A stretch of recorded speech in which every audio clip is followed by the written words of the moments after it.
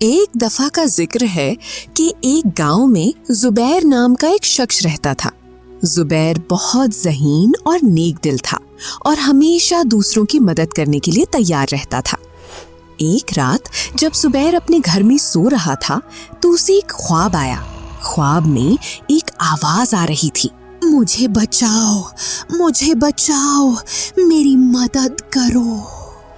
زبیر یہ خوفناک آواز سنتے ہی جاگ گیا۔ وہ بہت ڈرا ہوا تھا۔ یہ میرے ساتھ کیا ہو رہا ہے؟ یہ تیسری مرتبہ میں یہ خواب دیکھ رہا ہوں۔ زبیر نے سوچا کہ یہ کوئی اتفاق نہیں ہو سکتا، اس میں کچھ خاص بات ضرور ہے۔ صبح ہوتے ہی وہ گاؤں کے ایک پنڈت کے پاس چلا گیا اور اپنے خواب کے بارے میں بتایا۔ پنڈت نے بہت غور سے اس کی بات سنی اور کہا، بیٹا یہ خواب بے وجہ نہیں ہے، تمہیں کوئی پیغام دینے کی کوشش کر رہا ہے۔ اس کی حقیقت جاننے کے لیے تمہیں ایک لمبا سفر کرنا ہوگا۔ کیسا سفر؟ تمہیں جادوئی پہاڑوں پر جانا ہوگا جو یہاں سے بہت دور ہیں۔ وہاں تمہیں تمہاری خواب کا جواب مل جائے گا۔ پنڈت نے زبیر کو ان پہاڑوں کا پتہ بتا دیا۔ لیکن بیٹا یاد رکھنا، اس سفر میں تمہیں مخلص اور ایماندار رہنا ہوگا، تب تم اپنے مقصد کو پاؤ گے۔ زبیر اگلے ہی دن تیاری کر کے گھر سے سفر پر نکل گیا۔ وہ اس پتے پر چلتا گیا جو پنڈت نے بتایا تھا۔ لمبا سفر کرنے کے بعد وہ ایک جگہ پر پہنچا۔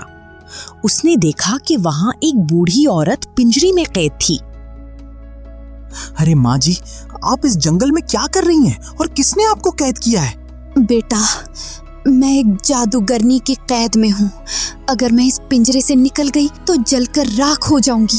جادوگرنی نے آپ کو کیوں قید میں رکھا ہے؟ بیٹا، وہ بہت ظالم ہے، اس نے بہت سارے لوگوں کو قید میں رکھا ہے۔ تو کیا آپ کی آزادی کا کوئی راستہ نہیں ہے؟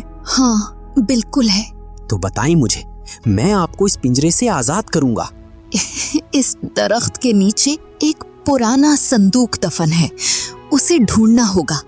اس میں ایک جادوئی چھڑی ہے، اس کی مدد سے میں اس قید سے آزاد ہو سکتی ہوں۔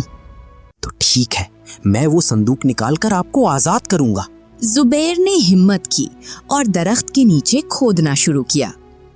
کچھ دیر کے بعد اس نے وہ صندوق ڈھونڈ لیا۔ جب اس نے صندوق کھولا تو اندر بہت سارا سونا اور ایک سنہری چھڑی تھی۔ زبیر نے جیسے ہی وہ چھڑی اٹھائی تو اس سے ایک روشنی اس بوڑھی عورت پر پڑی اور اس کا پنجرا غائب ہو گیا۔